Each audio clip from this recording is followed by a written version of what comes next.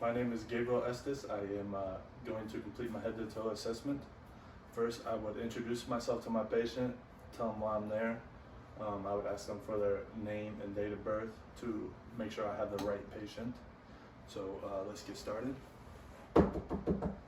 Hello, my name is Gabriel Estes. I'm a student with Marian University. I'm here to just get some quick vital signs and do a head-to-toe assessment. Does that sound okay with you? Yep. All right. So first, I would ask my patient what her name and date of birth was. Samantha Jones, 12/19/1996. All right, great. So that means she's oriented to person. I ask her what date it was. August 29th, What do you know what year it is? 2021. Great. And then I would ask her where she is at The hospital? in the hospital. Great. Oh. Well, we would be in a hospital setting, and then I would ask her why she was there. Just for the video's sake, she doesn't really know why she's here, besides to help me complete my assessment. So now that I know she's alert and oriented times 4, I would start to begin my assessment. First, I start at the top. I would look at her head. I would feel around for any contusions, lesions. I would check for any vermin, look at the distribution of the hair. Everything looks normal. Next, I would look at her eyes, make sure they're round, reactive, and equal. Great. I have her tilt her head back, look at her mucous membranes, make sure her tongue is midline. Great. And then I would do a hearing acuity test, but for the time's sake of the video, I will not be doing that. I can also do a visual smell to test her smelling acuity. I have to close her eyes and ask her if she knows the smell. Alcohol. Right. Great, she passed the test. Next, I would look at her trachea, make sure that is down the midline, there's no deviations. Following that, I would check her pulses. Radial pulse, 2+, pedal pulse,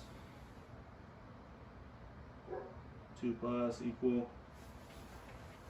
And then I would start with the respiratory, or I would do a strength test with her hands.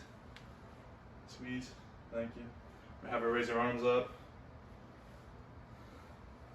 Don't let me push down, don't let me pull. Great. I'd have my patient shrug her shoulders. Don't let me push down. Great. Then I'd have her do some range of motions with her shoulder. Have her arms straighten out. Circles. Great.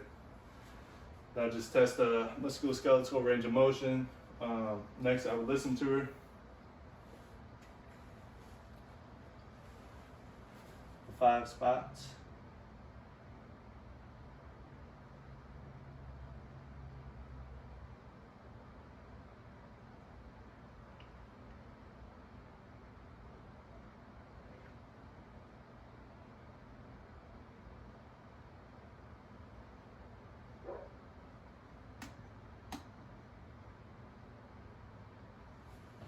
S1, S2 present. There are no murmurs or hums. And then I would check, or I would reassess her lungs while I'm checking her.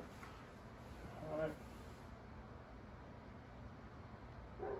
Deep breath for me. Deep breath.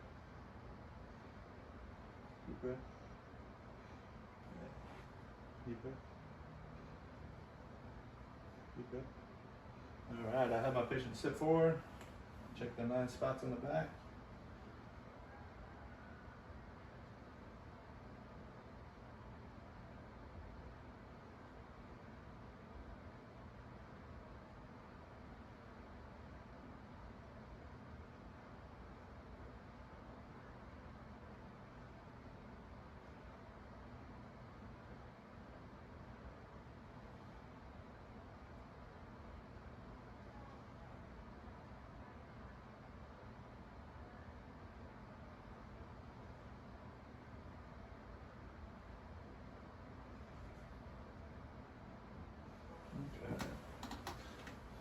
Her lungs do not sound diminished. They're clear and bilateral lungs.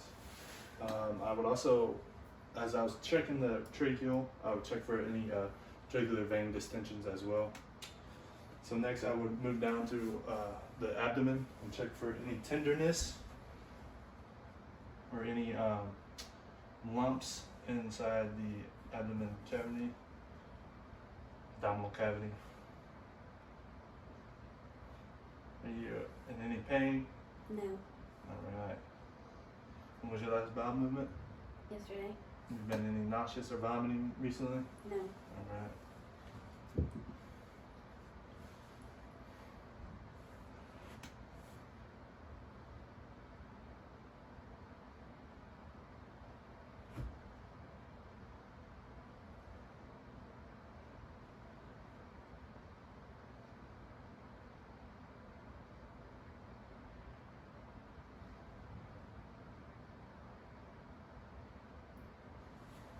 With normal active bowel sounds.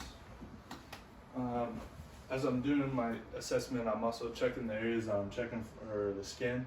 As long as it's warm, dry, and pink, then that is normal. And my patient right now has warm, dry, and pink. Also, when I'm in a hospital setting, if they have any drains, if they have any IVs, any wounds, I want to assess those. With IVs, I'm going to be checking for if it's warm, red, or if there's edema around it. Check the IVs if it has this patency. With the drains, I want to make sure there's no infection where it inserts into the body, and that's checking for any like redness, edema, any infiltration. With the wounds, I just want to make sure that they're not getting bigger or worse. Want to make sure I'm using sterile technique when I'm assessing those and doing the dressing change adequately. Next, for my patient, I would check her strength in her legs. Have her raise her legs up and don't let me push them down. Don't let me, okay. And then I would have her point her toes to her ceiling. Don't let me push down. Don't let me, okay.